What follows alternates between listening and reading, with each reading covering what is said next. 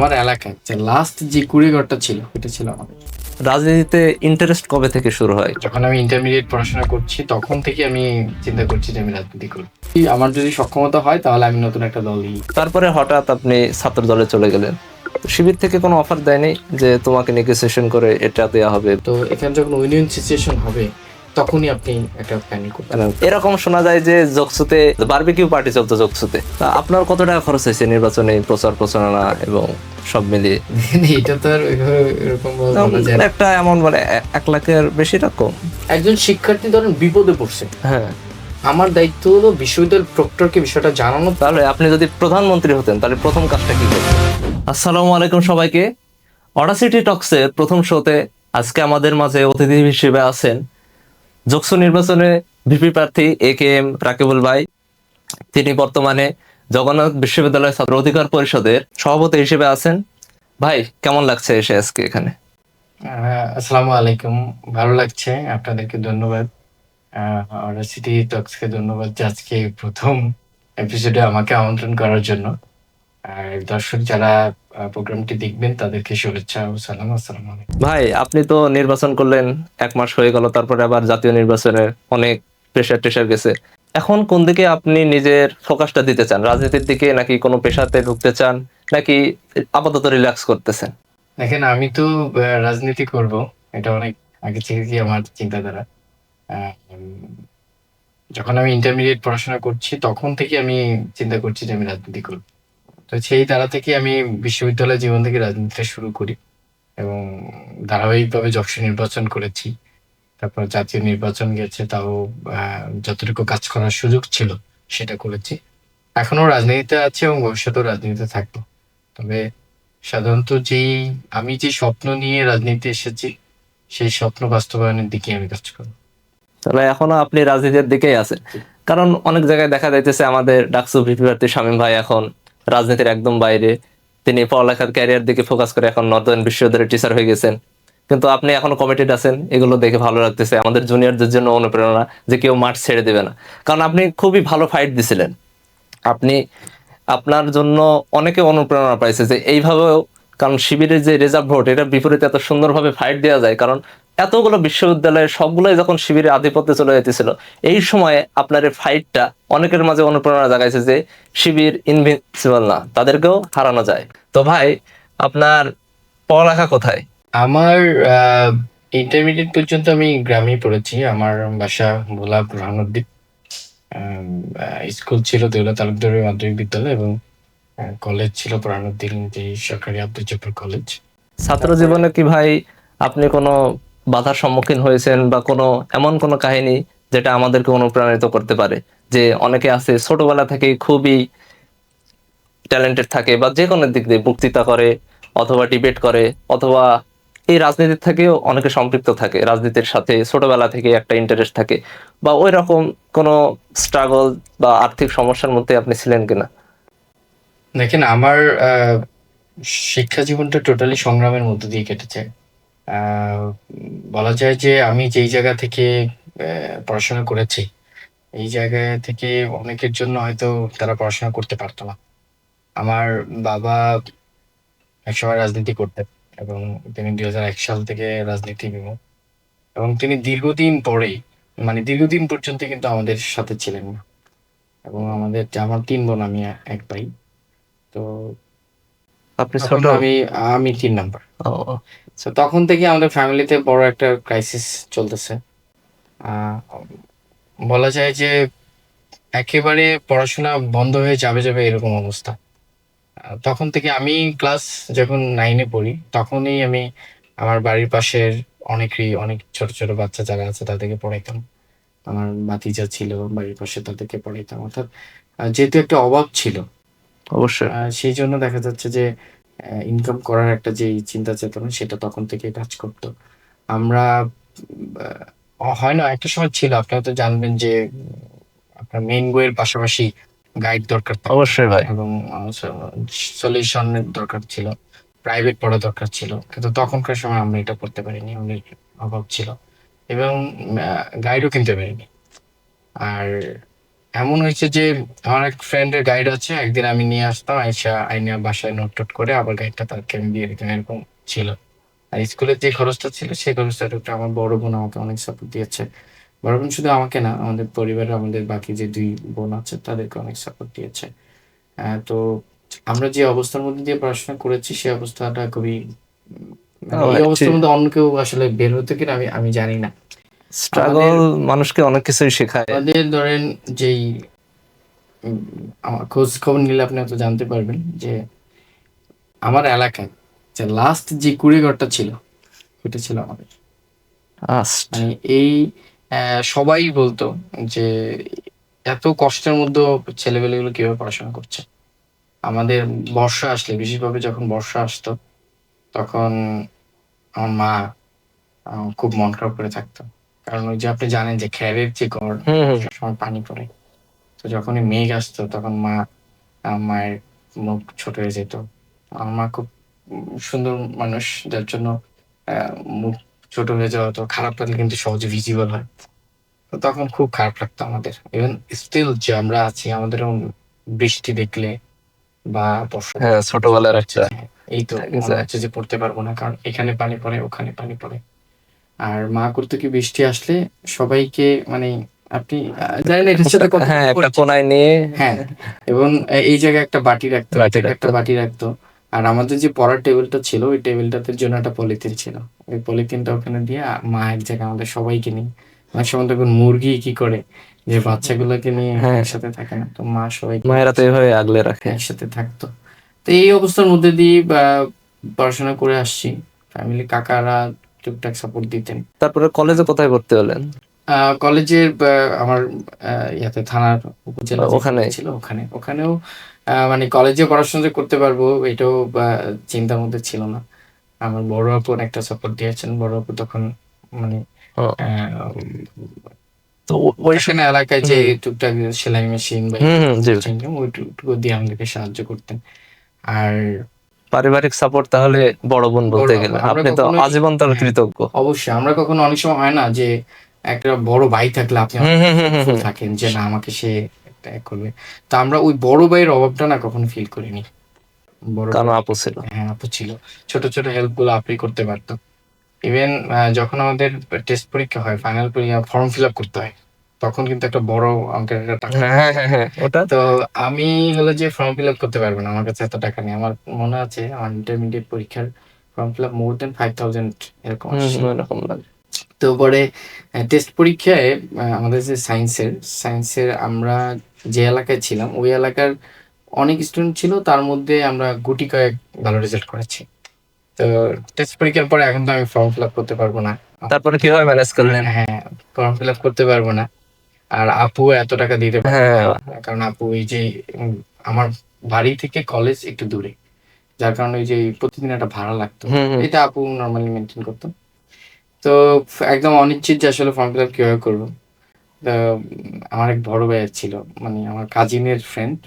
তো উনি একদিন আমাদের প্রিন্সিপালের কাছে নিয়ে গেছে যে স্যার এরকম এরকম এই ছেলেটা পাশ করছে, টেস্টে ভালো রেজাল্ট করেছে, এখন তো এই অবস্থা। তো আমার এখনো মনে আছে আমি কিছু অ্যাপ্লিকেশন নিয়ে স্যারের কাছে গিয়েছি এবং স্যারকে যখন অ্যাপ্লিকেশন গুলো দেখাচ্ছি আমার চোখ দিয়ে পানি পড়ছিল। এবং পরবর্তীতে স্যার ওই 5,000 ওইটা আমি সম্ভবত 2,800 টাকা দিয়ে করেছি, 50% করে চলে আসছে। তো তারপরে এই তো কন্টিনিউ। আপনি তো স্যারেদের প্রতি অবশ্যই কৃতজ্ঞ। অবশ্যই। আর ইন্টারমিডিয়েটের পরে মোটামুটি আমি একদম নিজেরটা নিজে। আপনি কি অ্যাডমিশন কোচিং করছিলেন কোথাও? আমি আপনার ইয়াতে ইউনিমেডে করছি। তারপরে চান্স। আপনার রাজনীতিতে ইন্টারেস্ট কবে থেকে শুরু হয়? ক্লাস 9 থেকে ওই সময় না কলেজে? আমি যখন কলেজে উঠি তখন থেকে আমার রাজনীতির প্রতি একটা ইন্টারেস্ট থাকে। আমি রাজনীতি নিয়ে জানতাম, যেহেতু বাবা একটা রাজনীতি করতো, সেক্ষেত্রে দেখা যাচ্ছে রাজনীতি নিয়ে জানতাম। কিন্তু ওই গতানুগতিক যে রাজনীতির ছিল কোন দলের প্রতি কি একটু বেশি? এরকম আমার আমি অবজার্ভ করতাম যে আসলে এই রাজনীতি এরা এরকম করছে, এরা এরকম করছে। তো বাবা আওয়ামী পলিটিক্স এর সাথে যুক্ত ছিল। এর জন্য বলে রাখি যে আমার বাবা 2001 এর পরে আর রাজনীতিতে কন্টিনিউ করেননি। তখন থেকে যে রাজনীতি বিমুখ হয়েছে, এখনো রাজনীতি করছেন না। তো তখন বাবার কাছে আওয়ামী লীগের কথা শুনতাম, বঙ্গবন্ধুর কথা শুনতাম বা ৭১-এর এই জিনিসগুলো শুনতাম। তো ইন্টারমিডিয়েটে ওঠার পরেই আমি বুঝতে পারছি যে আসলে রাজনীতি নিয়ে তখন আমার ভালো একটা ধারণা আসছে এবং তখন থেকে আমি চিন্তা করছি আমি রাজনীতি করব। এবং সেই রাজনীতিটা কলেজ থেকে না, সেই রাজনীতিটা আমি করব ইউনিভার্সিটি। ইউনিভার্সিটি, হ্যাঁ, কারণ ইউনিভার্সিটিতে উঠতেই কিন্তু আমি রাজনীতি শুরু করেছি। তাহলে ছাত্র অধিকার পরিষদের সাথে যুক্ত হলেন কিভাবে, নাকি এর আগে অন্য কোনো দলের সাথে ছিলেন আপনি? না, আমি আমি শুধুমাত্র মানে আমি অবজার্ভ করতাম যে আসলে গতানুগতিকের বাইরে রাজনীতি কোনটা। কোনটা? হ্যাঁ, তো তখন তো ছাত্রলীগই দেখতাম, কারণ আমাদের ছাত্রলীগ এই ছাড়া প্রজন্মটা তো আর অন্য কোনো রাজনীতি এখন পর্যন্ত ফুলফিল দেখেনি। ছাত্রদল তো এখন ক্ষমতায় আসছে, তো তাদেরকে তো আর এখনো জাজ করার মতো কিছু পাইনি। তো ছাত্রলীগ আমল ছিল। এখন আমরা যেটা দেখতাম যে ওরা যে রাজনীতিটা করতো, একজন ছাত্র সে শিক্ষার্থীদের অধিকার নিয়ে কথা বলবে, শিক্ষার্থীদের লেগিংস নিয়ে সে এগুলো তুলে ধরবে। সেটা না করে সে দেখতাম যে সারাক্ষণ আপা, হ্যাঁ, তারপর অমুক ভাই তমুক ভাই। আবার দেখতাম যে ধরেন আপনার নেতা আসছে, নেতার পিছনে একদম পালের মতো। তো এই যে জিনিসগুলা, এই জিনিসগুলোর জন্য আমার ছাত্রলীগকে পছন্দ ছিল না। না, যে আমি আওয়ামী লীগ বা ছাত্রলীগ এই ধরনের রাজনীতি করব। তখন বিকল্প হিসেবে কিছু কি ভাবলেন? তখন আমার এরকমও চিন্তা ছিল যে আমার যদি সক্ষমতা হয় তাহলে আমি নতুন একটা নতুন একটা দল খুলে ফেলতে চাইছিলেন? তো যখন ইউনিভার্সিটিতে প্রথমে আসার পরেই তো কোটা সংস্কার আন্দোলন শুরু হয়। তো আমার মনে আছে আমি এখনো তখন প্রথম একদম ঢাকা ইউনিভার্সিটিতে কয়েকজন ভাই গেলেন যে কোটা সংস্কার আন্দোলন শুরু হয়েছে। কে কে ছিলেন, নাম মনে আছে? তার মধ্যে মামুন ভাই ছিলেন, মামুন ভাই ছিলেন, মনে পড়ে, রাশেদ ভাই, তারপরে নূর ভাই। তখন কি চিনতেন ওনাদের? নূর ভাইকে, মামুন ভাইকে তখন চিনতেন আপনি? বেশি চিন্তা আর কি। তো ওনারা আসলেন, তো তারপরে তাদের সাথে যুক্ত হওয়া এবং কোটা সংস্কার। না, ওনারা অ্যাপ্রোচ করলেন কিভাবে, আপনি কিভাবে? এইটা হলো যে ধরেন তারা তো একটা আমাদের যে ওইটাকে বলে আপনার শান্ত চত্বর, মানে ক্যাম্পাস, শহীদ মিনারের সামনে। তো তখন সেখানে গেছে, আমরা ক্লাস করে বেরিয়েছি, তখন দেখছি তারা একটা গণসংযোগ করছে। তখনই তাদের সাথে আর কি একটা যোগাযোগ করা এবং পরবর্তীতে আমাদের রাইসুল ইসলাম নয়ন ভাই ছিলেন, আমাদের জগন্নাথ থেকে উনি কোটা সংস্কার আন্দোলনটা লিড দিচ্ছে ওই সময়। সোহেল ভাই ছিলেন ওনারা লিড দিতে। ওই সময় কি জগন্নাথে পরিষদের কোনো কমিটি ছিল বা? ওই সময় ফর্ম তো হয়নি, ফর্ম হয়নি। ওই সময় আন্দোলনটা চালিয়েছে। রাইসুল ইসলাম নয়ন ভাই ছিল, এপিএম সোহেল ভাই ছিল, তারাই মূলত আন্দোলনটা চালিয়েছে এবং তাদের সাথে আমরা ছিলাম আর কি। পরবর্তীতে যখন একটা ফরম্যাট তৈরি করে, তখন আমি ওই 19 সালে আমাদের কমিটি হয় প্রথম, জগন্নাথের ছাত্র অধিকার কমিটি হয় সর্বপ্রথম 19 সালে, এবং 19 সালেই আপনার ওই কমিটির আমি প্রচার ও প্রকাশনা সম্পাদক ছিলাম। তারপরে তো সাংগঠনিক রাজনীতি শুরু, ওখান থেকে শুরু করে ফেলছেন একদম। ওই সময় আপনাদের প্রথম সভাপতি কে ছিল? রাইসুল ইসলাম নয়ন ভাই, ওনার আন্ডারে আপনারা শুরু করলেন? রাইসুল ইসলাম নয়ন ভাইয়ের নেতৃত্ব। উনি কি একেবারে জুলাই আন্দোলনে ওই সময় পর্যন্ত ছিলেন, নাকি তারপরে আবার কমিটি বদল হয়েছিল? না, উনি ওই কমিটি একদম জুলাই পর্যন্ত। আপনাদের কি কি কার্যক্রম ছিল তাহলে এই কয় বছরে? আপনারা ফ্যাসিবাদের বিরুদ্ধে, যেরকম ওই সময় তো ফ্যাসিবাদের আমলে ছিল, তো বিরোধী দলীয় বলা যায় না, কিন্তু ওই যে ক্যাম্পাসের অ্যাক্টিভিজম বা যে কোনো অন্যায়ের বিরুদ্ধে প্রতিবাদ, মানে কর্মকাণ্ডটা আপনারা কিভাবে চালাইছে? আমি আপনাকে এই জিনিসটা একটু বলি। আমার যখন প্রথম কমিটি হয় 19 সালে, যখন প্রথম কমিটি হয়, তখন ওই যে রাষ্ট্রচিন্দ্রের একটা অফিস আছে, ওই অফিসে নূর ভাইয়ের সহ মাঝে মধ্যে মিটিং হইতো। তো কমিটি হওয়ার আগে একটা সাধারণ থাকে না পরিচিতি পর্ব, যে কথা বলা। তা আসছি, আমি আসার পরে আমি আমার মতামত যখন নিচ্ছে, তখন আমি একদম স্ট্রেট ফরওয়ার্ড বলেছি যে যদি রাজনীতি এরকম হয় যে আমাকে এসে নৌকার পিছে পিছে ঘুরতে হবে, যদি এরকম হয় যে আমাকে এসে প্রত্যেকদিন মধুর ক্যান্টিনে একবার হাজিরা দিতে হয়, তাহলে আমি এই রাজনীতি করবো না। আমাকে যেই জায়গার দায়িত্ব দেওয়া হবে আমি সেই জায়গার রাজনীতি করবো, সেই জায়গার শিক্ষার্থীদের জন্য কাজ করবো এবং এটার স্বাধীনতা আমাকে দিতে হবে, তাহলে আমি রাজনীতি করবো। তো রুবে বলছে হ্যাঁ ঠিক আছে, কোনো সমস্যা নেই, তুমি তোমার মতো তোমরা স্বাধীনতা দিয়েছেন, হবে, কোন দলীয় লজির ভিত্তি থাকবে না। তারপর তো কমিটিতে আসে এবং জগন্নাথের কমিটি আপনি খোঁজ খবর নিয়ে দেখতে পারেন, ছাত্র অধিকার পরিষদের জগন্নাথের কমিটি আমাদের যে কমিটি, আমরা খুব শক্তিশালী অবস্থানে আছি। হ্যাঁ, এখন আমাদের এটার কারণটা কি আসলে দেখেন, মানে ওই যে বললাম না যে ছাত্রলীগের যখন সময়টা ছিল, ছাত্রলীগের প্রেসিডেন্ট ইব্রাহিম ফরাজি উনি আমার এলাকার ছিলেন। চাইলে কিন্তু ওইদিকে করার কথা সমূহ সম্ভাবনা ছিল। আবার একই সময় যে আমাদের যেই ছাত্র দলের যেই সাবেক সভাপতি রফিক ভাই। রফিক ভাই তখন ওখানে অ্যাক্টিভ ছিলেন। তো আমি চাইলে ছাত্রদলও কিন্তু করতে পারতাম, ছাত্রলীগও করতে পারতাম। কিন্তু আমার এইগুলোর বাইরে যে রাজনীতি করার চিন্তাধারা থেকেই কিন্তু আমার ভিন্ন জায়গায় যুক্ত থাকা। তো কেন ছাত্রলীগ আমার পছন্দ হতো না, যে একজন শিক্ষার্থী, হ্যাঁ হ্যাঁ একজন ছাত্র নেতা, মানে এই কথাটার মধ্যে যে আপনি দেখেন ছাত্র নেতা মানে শিক্ষার্থীদের নেতা, সে যদি শিক্ষার্থীদের প্রবলেম নিয়ে কথা না বলে, সে যদি শিক্ষার্থীদের বেসিক নিডস কি আছে এগুলো ফাইন্ড আউট না করে, তাহলে সে কিসের ছাত্র নেতা? অবশ্যই। তো আমরা শুধুমাত্র আমাদের কমিটি পাওয়ার পর আমরা শিক্ষার্থীর অধিকার নিয়ে কথা বলতাম। শিক্ষার্থীর কোন জায়গায় সমস্যা হচ্ছে, শিক্ষার্থীদের ক্লাসরুম গুলো ঠিক আছে কিনা, সাউন্ড সিস্টেম ঠিক আছে কিনা, একটা পরিবেশ মেনটেন হচ্ছে কিনা, শিক্ষকরা অনেক সময় থাকে না, শিক্ষকরাও তো একদম 100% হ্যাঁ হ্যাঁ হ্যাঁ তাদের ভুল কোন জায়গায়, সেগুলো নিয়ে আমরা কিন্তু কথা এসব করতে কি কোনোদিন তাদের রোশানলে পড়েছেন বা কোনো ঝামেলা ঝঞ্ঝাট মারটার? অবশ্যই অবশ্যই এগুলা ধরেন ছাত্রলীগ কি ছিল, মানে আপনি যখন অবৈধভাবে কোনো কিছু পাবেন হ্যাঁ তখন আপনার মধ্যে অলওয়েজ একটা ভয় কাজ করবে। কারণ আপনি অবৈধভাবে একটা টাকা ইনকাম করে এই ঘরের মধ্যে বসে আছেন, আপনি দেখবেন আপনার কাছে মনে হয় বাইরে দিয়ে কেউ যদি হর্ন দেয় আপনার ভিতরের মধ্যে কাঁপবে। তো ছাত্রলীগের যেই সময়টা ছিল, তারা যে কোনো আন্দোলনই কিন্তু সরকার বিরোধী আন্দোলন হিসেবে হ্যাঁ ট্রিট করতো। যে কেউ যদি দাঁড়াইছে, এমনও হয়েছে যে আমার একজন শিক্ষক, আমাদের একজন নাসির স্যারের কথা শুনে থাকবেন, আমাদের একজন শিক্ষক, ওনার উপর একটা অন্যায় করা হয়েছে, ভিসি স্যার তৎকালীন ভিসি স্যার করেছেন, তা আমরা তার উপর অন্যায় করেছি এটা প্রতিবাদের জন্য দাঁড়াইছি, এটাতেও তাদের সমস্যা। তো এই এরকম অনেক সময় অনেক বাধা দিত তারা। তারপর শিক্ষকদের কাছ থেকে তো পাইতামই, মানে ক্লাসে গেলে মনে হইতো যে আমি বিরল প্রাণী, মানে শিক্ষকরা এরকম ট্রিট করতো। আর আমার কাছে যেটা মনে হয় কি জানেন, শিক্ষকরা না, আমি এই জিনিসটা পছন্দ করি না। শিক্ষক, ইউনিভার্সিটির শিক্ষকরা তাদের একটা স্ট্যান্ডার্ড থাকবে, তাদের নিজস্ব একটা গার্ডস থাকবে, অবশ্যই ভাই। সেই জায়গাটা না তারা দেখাইতে পারতো। বিশ্ববিদ্যালয় পর্যন্ত পাই না, মাধ্যমিক তো বাদ, কলেজও বাদ, কিন্তু বিশ্ববিদ্যালয়ের শিক্ষক সাদেকা হালিম ম্যাম মনে হয় ওই সময় পিক টাইমের একটু আগে ভিসি হয়েছিলেন, তো ম্যামের সময় আপনারা কেমন ফিল করছেন? ওই সময়ও কি একই?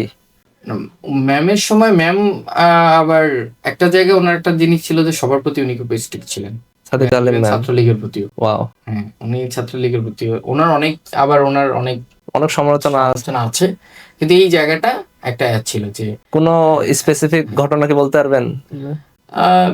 এরকম ভাবে বলা যায় না, তবে ধরেন আমরা এরকম আমি দেখেছি যে হয় না যে অন্য ডিসি যারা ছিল যে ছাত্রলীগ একটু বেশি, হ্যাঁ হ্যাঁ স্পেস দিতে। ছাত্রলীগের সভাপতি সেক্রেটারি যে ওই বিসি ভবনে বিসি স্যারের রুমে যে বসে থাকতো ঘন্টার পর ঘন্টা, এই জায়গাগুলো উনি প্রশ্রয় দিতেন না, খুব স্ট্রিক্টলি সবাইকে মেনটেন করতেন আর কি।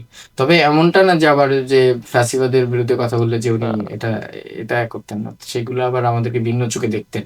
টিচারদের মানে চেয়ারম্যান স্যারকে ফোন দিত, আমার এরকম হয়েছে যে ডিপার্টমেন্টের চেয়ারম্যান স্যার আমাকে ডেকেছে যে রাকিব আসলে সমস্যা তো এই, এরকম। তা আমি শুনতাম, এক কান দিয়ে বের করতাম, আবার আন্দোলন আমি। কোন সময় ভাই জেল জীবনের অভিজ্ঞতা হয়েছে? না, তবে এই একবার এরকম হয়েছে, আপনার মনে আছে যে ওই শাহজালাল বিজ্ঞান ও প্রযুক্তি বিশ্ববিদ্যালয়ে একটা ঝামেলা হয়েছিল, অনশন। হ্যাঁ জাফর ইকবাল সেসব ভাঙাইলো, তখন একটা প্রতীকী অনশন আপনারা করছেন? কেউ সাহস করছে না যে ক্যাম্পাসে, আসলে সবাই বলতে ছাত্রলীগ তো ঝামেলা করবে। তো আমার কাছে মনে হচ্ছে বাম সংগঠনে একজন আপু, আমার ছাত্র অধিকারের আরো 2 জন ছিল, আমরা মোটামুটি 3-4 জন শহীদ মিনার সামনে বসছি।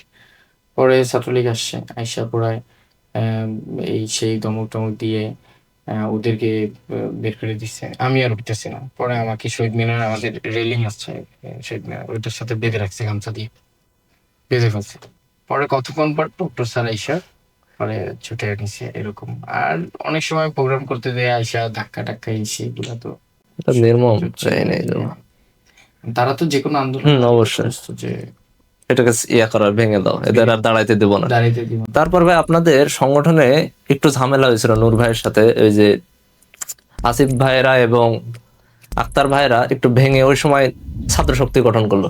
ওই সময় কি আপনাদের কাছেও আসছিল যে তোমরা এদিকে চলে আসো? কারণ ওই সময় অভিযোগ ছিল যে ওই দলীয় লেজের ভিত্তিটাই ফলো করা হইতেছে, মানে সাংগঠনিক যে নতুন ভাবে, মানে কোন দলীয় লেজের ভিত্তি থাকবে না, নিজেদের মতো করে স্টুডেন্ট বডিটা গড়ে উঠবে, ওটা অভিযোগে ওনারা চলে আসে।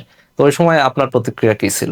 আসলে দেখেন, আমি সবসময় আমার ওই আমার যেটা দায়িত্ব সেইটার দিকে আমার ফোকাস থাকতো সবসময়। আপনি হয়তো খোঁজ খবর নিলে জানতে পারবেন যে আমি যে আগের কমিটিতে ছিলাম, আমি ওই যে কেন্দ্রে এসে এবং আমি সরাসরি সমালোচনা করতাম। আমি যখন যেদিন আসতাম বা যখন আসতাম আমি সরাসরি বলতাম, বা আমার যে সভাপতি ছিল রাইসুল ইসলাম নয়ন ভাই, তার কাছেও বলতাম। তা আমার কাছে সরাসরি তাদের সাথে ওইভাবে আর ছিল না, তবে আর রাইসুল ইসলাম এছাড়া নয়ন ভাইয়ের কাছে নয়ন ভাই কি বলছিল যে ওরা ওইদিকে যাক, আমরা এইটা হলো যে ধরেন একটা সংগঠন, ধরেন আপনি একটা হয় কি, আমরা সবাই মিলে একটা কমন ইন্টারেস্ট আসতো। হ্যাঁ হ্যাঁ যেমন জুলাইয়ের কথাই যদি আমরা বলি, জুলাইয়ের কথা যে আমাদের একটা কমন ইন্টারেস্ট ছিল যে ফাঁসিবাদ নির্মূল করা, আসলাম। হুম তারপরে দেখেন আবার সবাই সবার মতো ও আলাদা হয়ে গেছে। তো আচ্ছা আমরা ওই সময় একটা একত্রিত হওয়া হয়েছে, তারপর দেখা যাচ্ছে যে কেউ কেউ তার ইন্টারেস্টের এগেনস্টে চলছে। চলে তখন ওই সময় ভাই জুলাই আন্দোলনের সময় তাহলে যেহেতু আবার এক হয়েছিলেন, তো ক্যাম্পাসে জগন্নাথ বিশ্ববিদ্যালয়ের ক্যাম্পাসে আমি দেখছিলাম যে ঝামেলাটা বেশি হইতেছিল। তো ওই সময় জুলাইয়ের পিক টাইমে বা যখন আন্দোলনটা শুরু হয় ওই সময় আপনারা কিভাবে গুছায় উঠতেছিলেন, এবং যখন ঢাকা বিশ্ববিদ্যালয়ে হামলা হয় তারপর তো সব জায়গায় ওরকম শুরু হয়ে যায়, তো ওই সময়টা আপনারা কিভাবে, এবং এটা থেকে 5ই আগস্ট পর্যন্ত আপনার কাহিনীটা যদি বলতেন। আচ্ছা আচ্ছা, আমি সত্যি বলতে আমি জুলাই আন্দোলনের সাথে একদম খুব ভালোভাবে যুক্ত হয়েছি 15 তারিখ থেকে। 15 তারিখ থেকে হুম। তার আগে আমি দেখেছি কেউ কেউ আসছে, কেউ করছে, একটু দাঁড়াচ্ছে, এভাবে এরকম করে চলছে। তো আমি আর ওইদিকে এত মনোযোগ দেইনি। আমি একদম যখনই ঢাকা বিশ্ববিদ্যালয়ে হামলাটা হলো, হ্যাঁ তখন আমি সরাসরি যুক্ত হই, এবং 16 তারিখে যেদিন আমি ক্যাম্পাসে যাই, ওই সময় ক্যাম্পাসে গেছিলেন। 16 তারিখে এটা ছিল একদম মানে, এটা আমি কাউকে ওইভাবে বলিও না, বলার সুযোগও হয় না। 16 তারিখে, 15 তারিখে আমি কিভাবে জানছি, আমি যে কোচিং সেন্টারে ক্লাস নিতাম, আমার আবার জুলাইয়ের 3 থেকে 4 মাস আগে আমার সোশ্যাল মিডিয়া ডিএক্টিভ ছিল, কোনো একটা কারণে সোশ্যাল মিডিয়া ডিএক্টিভ রেখেছিলাম। তো 15 তারিখে আমি যখন কোচিং এ যাই, তখন আমার কোচিং এর যেই মালিক, উনি বললো যে ভাই এমন আজকে তো ঝামেলা হয়েছে, ঢাকা বিশ্ববিদ্যালয়ের ছাত্রলীগ হামলা করছে, এই সেই, এবং উনিও দেখাইলো। তো বাসায় আসলাম, আইসা আমি সোশ্যাল মিডিয়া অ্যাক্টিভ করলাম, এবং করার পরে আমি দেখলাম যে আসলে এই অবস্থা। তো 16 তারিখে আমি বেরোবো। 16 তারিখে ওই যে যেদিন আবু সাইদ হ্যাঁ হ্যাঁ গুলিবিদ্ধ হলো গরিবের আর কি। তো 16 তারিখে বের হবো আমি। আমার ওই কোচিং এর মালিক নোমান ভাই, উনি বলেছেন যে ঝামেলা আছে, আপনি সাবধানে যেন। 16 তারিখে যখন আমি বের হয়েছি, তখন নর্মাল আউটফিটে বেরোছি, আর আমার একটা ছোট বাটন ফোন ছিল। তো আমি ভাবলাম যে রিক্সা দিয়ে হয়তো পুরান ঢাকা বন্ধ, চলে যেতে পারবো, কিন্তু ধানমন্ডি পর্যন্ত আসি, এবং পরে দেখি যে সায়েন্স ল্যাবে ঝামেলা হচ্ছে। তো নিউ মার্কেট দিয়ে ঢুকছি, পরে এখান দিয়েও অনেক ছাত্রলীগ হামলা করছে অপোজিট থেকে। পরে আপনার যে বাটা সিগন্যাল, এই রোডটা দিয়ে ঢুকে এলিফ্যান্ট রোড দিয়ে ঢুকে। Elephant road. তো ঢুকার পরে আপনার বাটার সিগন্যালের এখানে আমি নর্মালি হেঁটে যাচ্ছি, তো বাটার সিগন্যালের এখানে কতটুকু চলে যাওয়ার পরে পেছন থেকে ডাক দিছে আমাকে, এই এদিকে আয়। পরে আসলাম, আমার তো ওয়ালেট নেই, খালি খুচরা 100-150 টাকা ছিল, আর ছোট ফোনটা ছিল। পরে আমার বলে যে পরিচয় কি এই সেই। তো আমি বললাম সবকিছু নর্মাল। পরে বলে যে কই যাও, আমি বললাম পিজি হাসপাতাল যাও, আমার ব্লাড দিতে হবে একজনকে। তো এর আগে আবার আমি ওই যে আমার যে কোচিং সেন্টার মালিক, উনি আমার বলেইছে যে ভাই ঝামেলা হবে। তো আমি আবার আমার বন্ধু আছে হীরা, পুরান ঢাকা, তো ওরা বলে রাখছি যে আমি যেই মেডিকেলের কথা আমি বলি বলে ব্লাড দিতে, তুই বলবি যে হ্যাঁ। তা বলে যে ব্লাড দিতে এই সব ব্লাড নিবে না, এই আবার একজন ধাক্কা দিয়া আন্দোলনকারী নাকি আবার। আমি বলি, না আমি তো আমি একটা কোচিং সেন্টারে পড়াই, এই ছোটখাটো চাকরি করি। তারপর ভাই নুরু ভাই যখন অ্যারেস্ট হয়েছিল ওই সময় আপনাদের প্রতিক্রিয়া কি ছিল? ওই সময় আপনারা কিভাবে কিভাবে ম্যানেজ করলেন? কারণ ওই সময় তো লিডারশিপ একটা নাই, কারণ নূরভাইয়ের বিষয়টা হলো, নূরভাইয়ের সাথে সরাসরি আমার সাথে যোগাযোগ হতো না। আপনার হ্যাঁ, কমিটির প্রধান ভাই ছিল, বা আমার কমিটির যারা অন্যরা ছিল, তাদের সাথে সরাসরি তখন যোগাযোগ হইতো। এবং নূরভাইয়ের তো এরকম ছিল যে কোনো অবস্থাতে অবস্থান ছাড়া যাবে না, ও এটাই মেসেজ ছিল তার। তাহলে ঠিক আছে, ওইটাই আপনারা ধরে রাখছেন একদম 5ই আগস্ট পর্যন্ত। কোনো অবস্থাতেই কোনো অবস্থান ছাড়া যাবে না। বলছি যে আমরা বললাম যে আমাদের তো নেই, যেন ওরা যেই অস্ত্র ব্যবহার লজিস্টিক্স করছে, এগুলো আমাদের তো আমাদের নাই, নাই। বলছে যে লাঠি লাঠি। লাঠি রেডি করে আমরা এইভাবে একটা করতাম আর কি। তো ওই দিনটা খুব কষ্ট করে আমি ক্যাম্পাস পর্যন্ত গেছি, এবং গিয়ে ক্যাম্পাসে আন্দোলনের সরাসরি যুক্ত হয়েছি। তারপর থেকে তো কন্টিনিউ। হ্যাঁ, আর ওটাই আপনার মনে পিক টাইম ছিল, কারণ আন্দোলনের সময়টাই সবাই আপনি সবাইকে ইংগেজ করতে পারছেন ওই সময়, আর ওই সময় থেকে আপনি ক্যাম্পাসের একদম ফুল ফ্লেজড আগে থেকে পরিচিত ছিলেন, কিন্তু রাজনীতির একদম ফুললি কমিটেড যখন হইতে পারছে, কারণ স্বাধীনতা পাইছে আমরা মনে করেন 5ই আগস্টের পর থেকে। তারপরে এই যে জকসু নির্বাচনের আগ পর্যন্ত ভাই, এই যে আপনারা যখন আন্দোলন করছিলেন তখন সবার সাথেই তো করছিলেন, শিবির, ওই সময় ছাত্র শক্তির হয়তো বা আগেকার যে কমিটির কিছু কিছু ছিল ছাত্র দল, আর ছাত্র অধিকার পরিষদ। তো ওই সময় কি আপনারা জানতেন যে এরা এরা শিবিরের, এরা এরা মানে শিবিরটাই তো 5 আগস্টের আগে না বা আগস্টের আগে আন্দোলনের সময়টা? 5 আগস্টের আগের যে প্রেক্ষাপট ছিল যে আমরা জানতাম না যে আপনারা এটা জানতেন? শিবির নাকি কি, এরকম না। আমরা আমাদের মুভমেন্টটা করতাম। তবে সেক্ষেত্রে হলো কি, ধরেন আপনি স্বাভাবিকভাবে আমাদের একটা এই জেনারেশনের একটা 5 আগস্টের আগ পর্যন্ত এখনো হচ্ছে যে নো পলিটিক্স, ও যে পলিটিক্স বিমুখী একটা বিষয় এটা কিন্তু ছিল। হ্যাঁ, তো তখন যদি রাজনৈতিক ব্যানারে কোনো লিগ্যাল কোনো কিছু নিয়ে অথবা রাজনৈতিক ব্যানারে কোনো যৌক্তিক কোনো মুভমেন্ট আমরা দাঁড়াইতাম, মানববন্ধন করতাম, তখন সাধারণত শিক্ষার্থীর অংশগ্রহণটা একটু কম কম থাকতো। থাকতো। কারণ অনেকে অনেকভাবে চিন্তা করতো। আপনার প্রতিদ্বন্দ্বী ভিপি যেটা এখন রিয়াজুল ভাই, উনি কি তখন সম্পৃক্ত থাকতেন? ওনাকে কি আপনি কোনো আন্দোলন সংগ্রামে দেখছেন নাকি ওনাকে চিনতেন? উনি যে শিবির কর্মী বা শিবিরের সাথে আছেন, উনি যে শিবির করেন, এটাকে আপনি আন্দোলনের পর জানছেন না 5 আগস্টের আগে?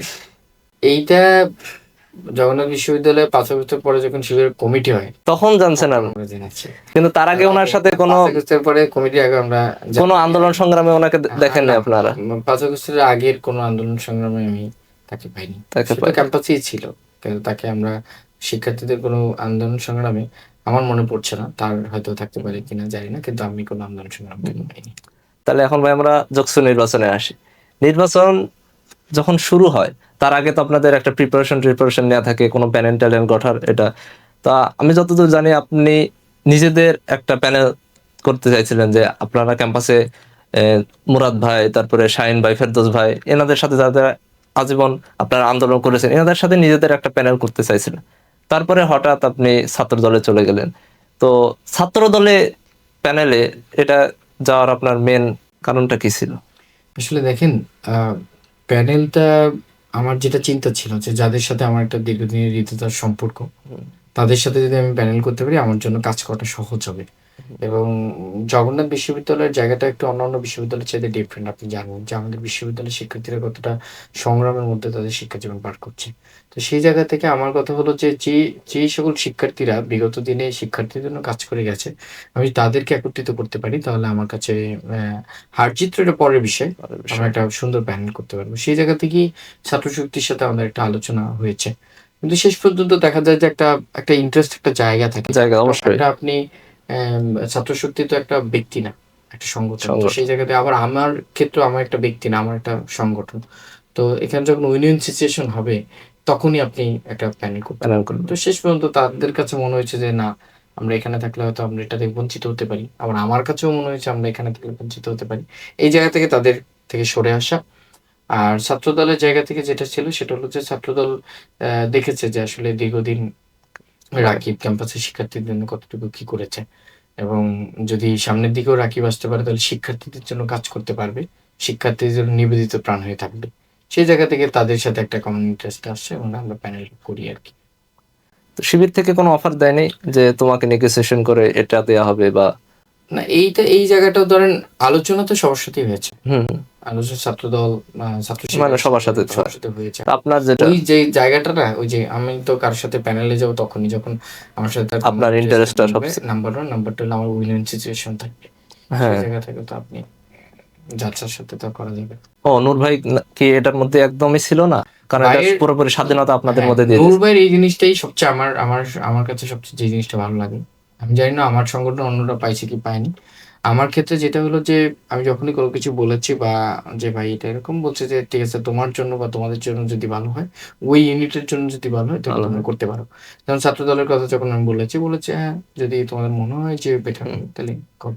কাজ করতে শিখো। ভাই আমাদের ডাকসুতে একটা মজার ঘটনা ঘটেছিল যে নাজিরা বাজার, যে কাহিনী যে সবাই নাজিরা বাজারে রাত হইলে রাজা বাজারে খুবই ভিড় লেগে যাইতো, সেটা যে দলেরই হোক সব দলই খাওয়াইতো এবং ছেলেপেলেরা খুব খাওয়াইতো। এরকম শোনা যায় যে জোকসুতে বিবিকিউ পার্টি চলতো, বারবিকিউ পার্টি চলতো জোকসুতে সারা রাত প্রতিদিন মানে প্রায় এই যে জোকসুর কয়েকটা দিনই সারা রাত বারবিকিউ পার্টি চলছে। এখানে বলা ছিল যে 15,000 টাকার বেশি একটা প্রার্থী খরচ করতে পারবে না। তাহলে এত টাকা কই থেকে আসলো? আর এটাতে কি আপনারাও ছিলেন নাকি? আসলে দেখেন, আমরা আমাদের নির্বাচনটা তো এবার প্রথমবারের মতো নির্বাচন ছিল। সেই জায়গা থেকে প্রার্থী, তারপর যারা ভোটার সবাই নির্বাচনটাকে উপভোগ করেছে। তো এরকম হয়েছে যে ধরেন একটা জেলা কল্যাণ তারা ভাবছে যে নির্বাচন সামনে, আমরা একটু একত্রিত হই। আসলে আমি কাকে ভোট দিব বা আমার যে ভোটাধিকার প্রয়োগ করবে সেটা কতটুকু যথোপযুক্ত হবে, এই জিনিসগুলো হয়তো তাদের মধ্যে আলোচনা বা তাদের মধ্যে একটা কি গেট টুগেদার, এরা এই তাদের স্ব উদ্যোগে এটা হয়েছে। এবং সেক্ষেত্রে দেখা যাচ্ছে যে একটা বড় গ্যাদারিং ছিল। আর আপনি জানেন যে আমাদের তো কোনো হল নেই, হ্যাঁ হ্যাঁ, অর্থাৎ আমাদেরকে শিক্ষার্থীদেরকে রিচ করতে হলে আপনার ওই ওয়ার্কিং আওয়ার যে টাইমটা আছে ওই সময়। ওইটাতে করতে হইতো। এখন এটা তো এনাফ না। তো সে জায়গা থেকে এই এটা যেগুলো প্রোগ্রামগুলো হয়েছে, এতে আমাদের যারা প্রার্থী আমরা আছি সবাই এখানে সবাই যা শিক্ষার্থীদের সাথে পরিচিত হওয়া বা তার যে মিশন এগুলো তুলে ধরতে পেরেছে আর কি। তাহলে এটাই আর কি, এইভাবে চলছে। তা আপনার কত টাকা খরচ হয়েছে নির্বাচনে প্রচার প্রচারণা এবং সব মিলিয়ে? দেখেন, এটা তো আর ওইভাবে এরকম ভাবে বলা যায় না। একটা এমন মানে 1 লাখের বেশি রকম, এটা বলে দিলে হয়ে যাবে। এরকম ভাবে ফিগার আউট আচ্ছা, ফান্ডটা কি দিছে দলীয় ভাবে নাকি নিজের আমার পকেট আমার থেকে গেছে? কিছু শুভাকাঙ্ক্ষী ছিল, তারা আহ, দিয়েছে, আমার সংগঠন থেকে দিয়েছে, আমার ওইদিকে ছাত্র দলের সাথে যেহেতু প্ল্যানিং ছিল ও হ্যাঁ, ছাত্রদল থেকে একটা দিয়েছে। ম্যানেজ করেছে এইভাবেই আর কি। মূলত আমাদের যশোর নির্বাচনটা, অন্যান্য ক্যাম্পাসের নির্বাচনটা শিক্ষার্থীরা কিভাবে নিয়েছে আমি জানি না, তবে যশোর নির্বাচনটা শিক্ষার্থীদের জন্য একটা উৎসব ছিল। হ্যাঁ, আপনি দেখছি আমি। জানলে অবাক হবেন যে মানে 30 তারিখে আমাদের নির্বাচন কিন্তু চেঞ্জ হয়েছে। চেঞ্জ 30 হচ্ছে তারিখে যখন নির্বাচন তারিখ পরিবর্তন হচ্ছে, প্রার্থীরা আর কি হতাশ ছিল, ভোটাররা তার চেয়ে বেশি হতাশ ছিল। হ্যাঁ, একটু। এরকম একটা অবস্থা। তো শিক্ষার্থীরা এটা উপভোগ করেছে। না, এটাই শেষ পর্যন্ত খুবই উৎসব মুখর ছিল। আপনিও জবরদস্ত ফাইট দিয়েছেন, কিন্তু আমি যেটা দেখলাম যে ক্যাম্পাসে যারা আজীবন রাজনৈতিক সংগ্রামের সাথে জড়িত, আন্দোলনের সাথে জড়িত ছিল, যেরকম এই যে শাহিন ভাইয়ের কথা বললাম, ফেরদৌস ভাই বা আরো, এরা জিততে পারলো না কেন? কারণ এরা তো সবসময় পরিচিত, অন্তত শিবিরের থেকে আগে থেকে তো পরিচিত মুখ। তাহলে ওনারা, আপনি তো তাও যথেষ্ট ভোট পেয়েছেন, কিন্তু ওনাদের অবস্থা তো আরো শোচনীয় ছিল। তো এই পরিচিত মুখগুলো যখন এরকম হেরে যায়, এটার পিছনের কারণটা কি আসলে, আপনার কি মনে হয়? দেখেন, এইটাকে আসলে যদি একেকজন একেক রকম করে করতে পারে। আর আমার কাছে যেটা মনে হচ্ছে সেটা হলো যে ধরেন, আ আমি ব্যক্তিগতভাবে আমি কেন আরেকটু আগাইলাম না? সেটা হলো যে আমার বিরুদ্ধে কিছু ভুল ন্যারেটিভ ছিল। ধরেন, আপনি হয়তো জানবেন যে আমাদের ২য় ক্যাম্পাসের কাজ সেনাবাহিনীকে হস্তান্তর করা হয়েছে। হ্যাঁ, যাতে সঠিক সময়ে সুন্দর কাজ হয়। তো এই যে এটা কিন্তু একটা মুভমেন্টের মাধ্যমে হয়েছে এবং ওই মুভমেন্টের সূচনা থেকে শেষ পর্যন্ত আমি ছিলাম নেতৃত্ব থেকে। তো এখানে এরকম ন্যারেটিভ ছড়ানো হয়েছে যে রাকিব যদি বিপি হয় তাহলে এই কাজ সেনাবাহিনী আর নিবে না। নেবেন। ও, তো এই ন্যারেটিভটা গুলো যখন ধরেন আপনি একটা মিথ্যাকে যখন বারবার বলবেন, তখন সেটা তখন সত্য হয়ে যাবে একশো। শিক্ষার্থীরা এটা হতে পারে, হতে হতে পারে। হতে পারে। এই জায়গাটা একটা কাজ করেছে। আর আমার কাছেও মনে হয় যে আরেকটু শিক্ষার্থীদের কাছে যাওয়া দরকার ছিল। আর সবচেয়ে ইম্পোর্টেন্ট যেটা সেটা হলো যে ধরেন দিন শেষে শিক্ষার্থীরা যেখানে উপকৃত হবে সেখানেই তারা পরবর্তীতে কথা বলবে। আপনি হয়তো জানেন যে শিবিরের যেই স্ট্রাকচারটা, আপনি আমাদের হল নেই। হুম। শিবির দেখা যাচ্ছে যে আমাদের পুরান অনেক মেস আছে। সেখানে ও, প্রাথমিকভাবে যে শিক্ষার্থীরা আ আসে ক্যাম্পাসে, তাদেরকে তারা ওখানে থাকার টার্গেট মতো ব্যবস্থা করে দেয়। বা তাদের ওই যে ফিন্যান্সিয়াল যে ক্যাপাসিটি ক্যাপাসিটিটা আছে, সেটা তারা শো করে। এখন স্বাভাবিকভাবে একজন শিক্ষার্থীকে যখন যদি একটু উপকার হেল্প করে, করে তখন তো যেকোনোভাবেই হোক এটা মানুষের সিম্পাথি একটু নেচার। চলে আমি আসে। এটা আমি আমি আমি কাউকে ব্লেম দিইনি। আমি আমার ভোটের পরে আমি বলছি অবশ্যই। যে আমার আমার কারো প্রতি আমার খুব কোনো কিছুই না। কারণ আমার কাছে মনে হচ্ছে যে যা হয়েছে আমার কিছু ভুল ছিল। এটার জন্য হয়েছে। তো নেচার বলছি আরকি, যেটা মানুষকে যদি কেউ উপকার করে সে তো এটা একটু অবশ্যই। আর একটা আছে ভাই, আপনারা যখন এই যে ক্যাম্পাসে যখন আন্দোলন করছিলেন, ওই সময় একটা কাণ্ড হয়েছিল, একটা ঘটনা ঘটেছিল ওই আন্দোলনের সময়, যে মাহফুজ আলমকে বোতল মারছিল। তো এটার সাথে কি, এটার অভিযোগ আছে যে এটা ছাত্র অধিকার পরিষদ ওই সময় জড়িত ছিল এটার কারণে। তো এটা কি, অভিযোগটা কি সত্য হয়? হ্যাঁ, কারণ ওই এটা যে এটা স্পষ্টভাবে বলছে। এটা তখন তো সরকারের যে ছিলেন আসিফ মাহমুদ সজীব ভুইয়া, উনি বলেছে যে এটা নুরুল হক নূর করাচ্ছে। হ্যাঁ? এবং যেহেতু ওখানে নেতৃত্ব ছিলাম আমি, তো বলছে যে এটা উনি করাচ্ছে। কিন্তু আসলে বিষয়টা এরকম না। বিষয়টা হলো যে আমরা যখন ওখানে যাই, আমার শিক্ষক ছিল। শিক্ষকের উপর এবং আমাদের উপর যেভাবে মানে লাঠিচার্জ করা, লাঠিচার্জ টিয়ার করা শেল হয়েছে, ছোড়া হয়েছে সেটা আমার ওটাও। অনুভূতি ছিল। এটা আমাদের একটা ক্ষোভ ছিল। এবং আপনি যখন দেখছেন, আপনি তো আমাদের, ধরেন আপনি আমার ভাই, আপনি সরকারের একটা পার্ট হইছেন।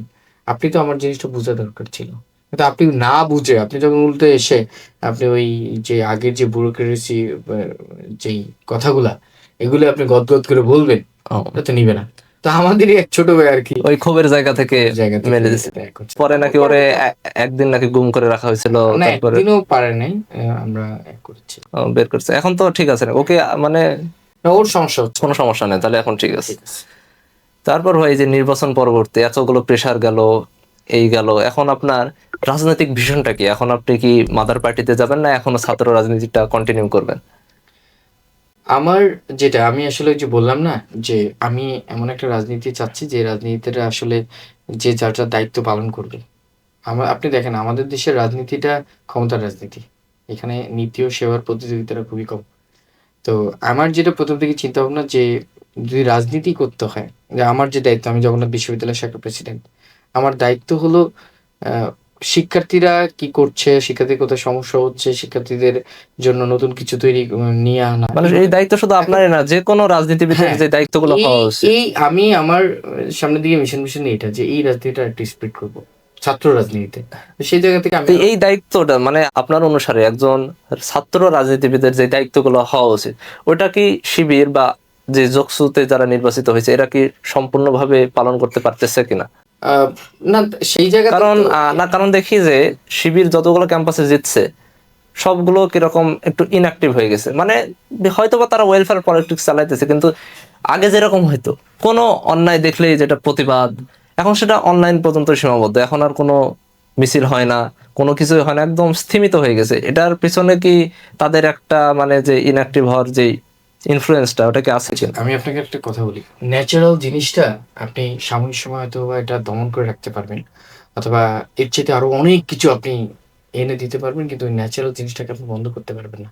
একজন এই যে ওয়েলফেয়ার কথাটা আপনি বললেন না, আমি ছাত্র রাজনীতিতে না এটার আমি আমি বিরোধিতা করি আপাতত। ওকে, ওয়েলফেয়ার হ্যাঁ রাজনীতির আপাতত হ্যাঁ, বিরোধিতা। কেন আমি বলি আপনাকে, একজন ছাত্র, আমি একজন শিক্ষার্থী, হ্যাঁ, আমার দুইটা টিউশন আছে, আমার একটা কোচিং সেন্টারে ক্লাস নেই, আমার ইনকাম যে জিনিসটা সেটা দিয়ে আমার চলতে হয়, আমি চলছি। এখন যদি এরকম হয় যে আমি কোনো শিক্ষার্থীর নিজ থেকে আমার নিজস্ব ফান্ডিং থেকে তাকে উপকার করি, তাহলে আমার ইনকাম সোর্সটা কি? তাই তো। আপনি কথা বুঝতেছেন? কিন্তু আমার দায়িত্বটা কি? আমার দায়িত্বটা হলো একজন শিক্ষার্থী ধরেন বিপদে পড়ছে, হ্যাঁ, আমার দায়িত্ব হলো বিশ্ববিদ্যালয় প্রক্টরকে বিষয়টা জানানো, তাকে প্রেসার দিয়ে ওই শিক্ষার্থী থেকে উদ্ধার করা। মানে আমি অ্যাকচুয়াল যদি এরকম রিপ্রেজেন্টেটিভের যে কাজটা। আমি যদি করি যে শিক্ষার্থী বিপদে পড়ছে, আমি একজন হেলিকপ্টার নিয়ে হ্যাঁ, তাহলে তো আমার হলো। বাপের হেলিকপ্টার আছে, তাই নিয়ে আসছে। তাহলে যে প্রক্টর বা প্রশাসনের যে দায়িত্বগুলো ছিল ওরা এটা তো ব্যাহত হচ্ছে, এবং এটা দ্বারা কিন্তু আপনি আরেকজনকে আপনি তার উপর ইনজাস্টিস করছেন। এখন আমার মধ্যে ধরেন আমার বাপের হেলিকপ্টার আছে, আমি হেলিকপ্টার দিয়ে উদ্ধার করে নিয়ে আসছি। আরেকজন আছে, ওর ছাত্র রাজনীতির ইচ্ছা আছে, শখ আছে, ও ছাত্র রাজনীতি করছে, ওর দেখা যাচ্ছে যে বাসে যাওয়ার ভাড়াটা নেই। এখন আমি এইদিকে তার উপর ইনজাস্টিস করছি না, এটা যদিও সাময়িক সময় আমার ওই বাইরের জন্য উপকার হচ্ছে, কিন্তু এটা সাস্টেনেবল না। সাস্টেনেবল। তো এই যে ওয়েলফেয়ার যে জিনিসটা, এই জিনিসটা আসলে এটা ছাত্র রাজনীতির ক্ষেত্রে এইভাবে না, অন্যভাবে করতে পারে। আপনি বিদেশের দিকে কিরকম ভাবে? বিদেশের দিকে আপনি দেখেন, বিদেশের যেই স্ট্রাকচারটা হয় ইউনিভার্সিটি গুলো, যে কোনো একটা কোম্পানি একটা ইউনিভার্সিটিকে হেল্প করতে যাচ্ছে, ওটা বিশ্ববিদ্যালয় প্রশাসনের মাধ্যমে নিয়ে শিক্ষার্থীদেরকে দেওয়া, হ্যাঁ, এটা এরকম। আপনার কাজ। ওটা অবশ্য বিদেশের, কিন্তু বাংলাদেশে যেটা রাজনীতি মানে বোঝে যে মিছিল, আন্দোলন, মানে কিছু একটা হলেই একটা প্রতিবাদ আর কি। কারণ এইগুলো সংস্কৃতি হয়ে গেছে। বাংলাদেশে যদি শুধু প্রতিবাদ হতো, ভাই আমি আপনার এই কথার সাথে আমি একমত না। যদি কিছু হলে যদি প্রতিবাদ হতো, প্রতিবাদ বাংলাদেশে মানে 5 আগস্টের পর আপনি যেটা দেখেছেন, এটা মনে হচ্ছে, আমার মনে হচ্ছে এখনই সর্বোচ্চ। এটা সামনের দিকে আর এত বেশি হবে না। কেন? এটা ধরেন একটা 5 আগস্টের পরে কি ছিল, একটা অন্তর্বর্তীকালীন সরকার ছিল, আর সে ছিল এরকম, সে সবার সরকার ছিল। আমি সবার সরকার বলতে সবাই যা মন চায় তা করতে পারতো, হ্যাঁ, তার উপর সেই সরকার কারোর উপর কোনো প্রেশার ক্রিয়েট করতে পারে নাই।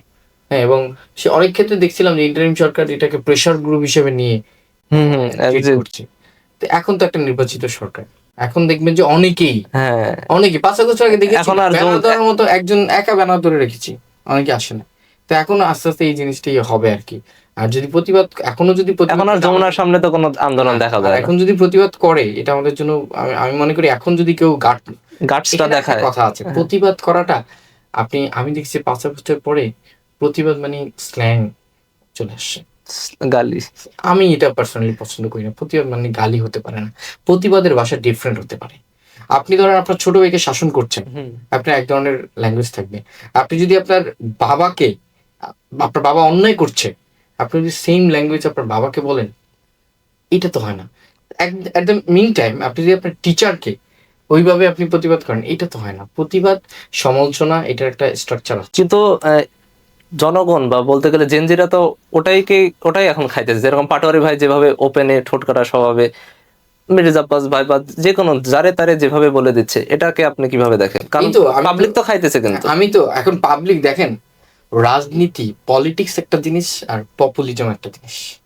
পপুলিজম কি? ধরেন আজকে তারেক রহমান বললো যে আগামী এক সপ্তাহের মধ্যে বাংলাদেশে যত ফুটপাত আছে সব আমরা উঠিয়ে দিব, এটা পপুলিজম। আপনি দেখবেন এই এক সপ্তাহ তারেক রহমান যে কোথায় উঠাবে, ইউনিভার নো, এটা পপুলিজম। কিন্তু আপনি দেখেন এইটা কি আদৌ সম্ভব যে এক সপ্তাহের মধ্যে আপনি পুরো ফুটপাত তুলে দিন? না, এটা কিন্তু সময়, এটার জন্য আপনার লং টাইম লাগবে, এটার জন্য আপনার প্রপার প্ল্যান লাগবে। তো রাজনীতি এখন জেনজি তো সব রাজনীতি করছে না। রাজনীতিবিদদের কাজ কি? একজন পলিটিশিয়ানদের কাজ কি? সবসময় পপুলিজম করা? না। নো। যদি সবসময় পপুলিজম করা হইতো তাহলে সবাই পলিটিশিয়ান হইতো। হ্যাঁ, একজন পলিটিশিয়ানসের কাজ হলো যে বাস্তবতার সাথে এই যে আবেগটা বা পপুলিজমটা, এটাকে অ্যালাইন করা, যে আসলে বাস্তবতা নিরিখে এটা কতটুকু সত্য। আপনার ধরেন 10 জন অনুসারী আছে, এবং 10 জন অনুসারী ধরেন আপনাকে এই ধরনের একটা কাজ করতে বললো। এখন আপনি জানেন যে এটা লং টার্মের জন্য, এটা আপনার জন্য বা আপনার সংগঠনের জন্য ক্ষতিকর, আপনি এটাকে তাদেরকে বুঝাবেন। ওকে, এটা আপনার পলিটিক্স। আসলে এটাই হওয়া উচিত, কিন্তু হইতেছে না। ওটা আমরা দেখবো, এটা বুঝবে, এটা আরো আস্তে আস্তে বুঝবে। হ্যাঁ, এটা বুঝবে, এবং আমি এটা দোষ দিচ্ছি না, কারণ একটা অভ্যুত্থানের পরবর্তীতে সময় আসতো, তো এটা দোষ না। ওকে, এটা আস্তে আস্তে ঠিক হয়ে যাবে। ভাই, আপনার সামনে নাহিদ ইসলাম আছে, জামায়াতের আমির শফিক সাহেব আছে, এবং তারেক রহমান আছে। কাকে আপনি কোন রিয়াক্ট দিবেন? তারেক রহমান রিয়াক্ট বলতে love react, care react, like, wow, angry, sad? Tarek Rahman love react, আর নাহিদ ইসলাম, হ্যাঁ, তার লাইক। শফিক ভাই, আমি ওনাকে আমার এত পছন্দ না, সো আপনি তো অন্য রিয়াক্ট দিতে যাচ্ছেন মনে হয়। নূর ভাইকে double love. Not like that. Okay, Nur ভাই আমার লিডার লাভ, এত আমি তো যে যেটা ওরকম। আচ্ছা, আপনাকে যদি চুজ করতে বলা হয়, কাকে আগে প্রায়োরিটি দেবেন, নাহিদ ভাই নাকি নূর ভাই? ডেফিনেটলি নূর ভাই, কারণ অবশ্যই। নূর ভাইয়ের রাজনৈতিক যে দূরদর্শিতা, এবং আমি দীর্ঘদিন ধরে নূর ভাইয়ের সাথে রাজনীতি করছি, আমি তো কাছ থেকে দেখেছি। তাহলে এবার যদি বলি রাশেদ ভাই আপনাদের, উনি তো দল থেকে চলে গেছেন, ওনার কি আবার ব্যাক করার সম্ভাবনা আছে? উম, সম্ভাবনা নেই, তবে রাজনীতিতে তো আর কোনো কিছু ফিক্স না। তাও ওনার এটা যেটা দেখেন যে নিজের দলকে এভাবে ছেড়ে চলে গেল, এটা আপনি কিভাবে দেখেন? এটাকে আমি অত বড় বিষয়ে দেখছি না, যে তার রাজনীতিটা পার্সোনাল। স্বাভাবিক। আপনি যদি দেখেন যে আজকের জামাতের আমির, ওনার রাজনৈতিক ব্যাকগ্রাউন্ড কি। ওই তো আবার আপনি যদি দেখেন আমরা যাকে সবচেয়ে পোলাইট রাজনীতিবিদ বলি, মির্জা ফখরুল ইসলাম আলমগীর, ওনার, কিন্তু এই রাজনীতিতে এটা স্বাভাবিক। ওকে আমি ভাই, এটাকে অন্যভাবে দেখছি না। আপনি যদি বর্তমানে সড়ক পরিবহন মন্ত্রী হতেন, তাহলে আমাদের যে ক্রাইসিস গুলো চলতেছে, ঈদে ভাড়া বেশি আছে বা টিকিট পাওয়া যাইতেছে না, এটার সমাধানটা কিভাবে করতেন? আহ, এইটা আসলে তো একটা লং টার্ম বিষয়, তবে আমি মনে করি যে যেটা আছে সেটাই ঠিকঠাক থাকলে, শুধুমাত্র আপনার কারাপশন যে জিনিসটা, হ্যাঁ। এটা যদি বন্ধ করতে পারে তাহলে আর এটা কি আমাদের যে মন্ত্রী আছেন রুবেল ভাই, ওটা কি করতে পারছেন এটা? না, আমি মনে করছি যে উনি এই জায়গাতে সফল হয়নি। কারণ যে কাউন্টারে যায়, যেখানে যায়, সবাই দেখে ওনার জন্য মন খুলে দোয়া করে। এখন কোন দোয়া করে সেটা আমি না, বলতে পারবো না। উনি আমার আমার আমার ব্যক্তিগত মতামত যে উনি এই জায়গায় সফল না। তাহলে আপনি যদি প্রধানমন্ত্রী হতেন, তাহলে প্রথম কাজটা কি করতেন? শিক্ষা নিয়ে কাজ করতে। ছাত্র রাজনীতি এই জন্য শিক্ষা না, আমাদের। না, ছাত্র রাজনীতি বলি যে আমি শিক্ষা নিয়ে কাজ করতাম, বিষয়টা এরকম না। কারণ আমার কাছে মনে হচ্ছে যে আমি কেন প্রথমে শিক্ষাটা নিয়ে ধরতাম, কারণ আমার কাছে মনে হচ্ছে এই যে বাংলাদেশের এই যে ক্রাইসিস গুলো হচ্ছে না, এই ক্রাইসিস গুলোর রুট জায়গাটা হলো আমাদের এডুকেশন, চিকিৎসা। Education system. এবং আপনি যদি এটা এখন থেকে ধরেন, এটা সুফল আপনি আজ থেকে 10 থেকে 15 বছর পরে পাবেন। তো সেই জায়গা থেকে আমার ফার্স্ট প্রায়োরিটি থাকতো এডুকেশন, এটা দিয়ে আমি শুরু করি। ওকে ভাই, বুঝলাম। তাহলে আপনি ছাত্র রাজনীতি এখন আর কতদিন কন্টিনিউ করতে চান? এটা ডিপেন্ড করে আসলে যে কতদিন শিক্ষার্থীরা আমাকে চায়। মানে সামনের যোগসু নির্বাচন কি আপনি করতে যাচ্ছেন? এটা ওই তো শিক্ষার্থীদের চাওয়ার উপর। কারণ আমি অবশ্যই যেমন বুঝতে পারছি। আমি বিপি ক্যান্ডিডেট হব কি হব না, এটা আমি নির্বাচনের 2-3 মাস আগে হয়তো আমি বুঝতে পেরেছি আমি বিপি ক্যান্ডিডেট হব। কিন্তু তার আগে তো আমার এই চিন্তা ছিল চিন্তা না। তো ছাড়া। এটার পরিবেশ বা আমি যেখানে থাকবো শিক্ষার্থীরা কতটুকু চাচ্ছে তার উপর ডিপেন্ড। অবশ্যই মানে শিক্ষার্থী এবং জনগণের চাওয়াকে প্রাধান্য দিয়ে আপনি আপনার রাজনৈতিক ক্যারিয়ারটা। রাজনীতি তো এটাই। অবশ্যই অবশ্যই ঠিক কথা। তাহলে আজকের মতো আমরা এখানে সমাপ্ত করি। আপনার জন্য শুভকামনা, এবং আপনি আমাদের মাঝে এসেছেন, আমাদের খুবই ভালো লাগলো। অরাসিটি টক্সকেও ধন্যবাদ আমাকে এখানে আমন্ত্রণ করার জন্য। আর আসলে আমরা একটা নতুন বাংলাদেশ চাই। নতুন বাংলাদেশ চাওয়ার জন্য আমাদের যেটা প্রথমে করতে হবে, নতুন একটা পলিটিক্স করতে হবে, ভিন্ন ধরনের একটা রাজনীতি করতে হবে। দোয়া করবেন আমার জন্য, আমার সংগঠনের জন্য, যাতে আমরা এই ভিন্নধর্মী রাজনীতিটা প্রতিষ্ঠিত করতে পারি। আমি আপনার উত্তরোত্তর সাফল্য কামনা করি। ধন্যবাদ সবাইকে।